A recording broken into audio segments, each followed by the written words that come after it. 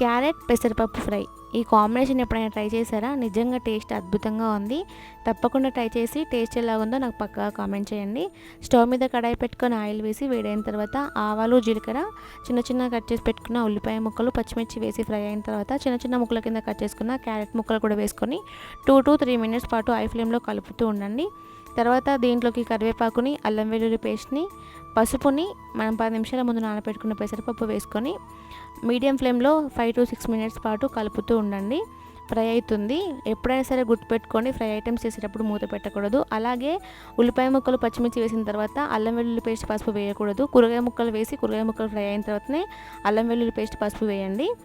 ఇప్పుడు క్యారెట్ మంచిగా ఫ్రై అయిన తర్వాత దీంట్లోకి రుచికి తగినంత ఉప్పుని, అలాగే 1 టీ స్పూన్ కారాన్ని వేసుకొని లో ఫ్లేమ్లో 5 to 6 మినిట్స్ పాటు ఫ్రై చేయండి. ఫైనల్గా కొత్తిమీర వేసేసి స్టవ్ ఆఫ్ చేయండి.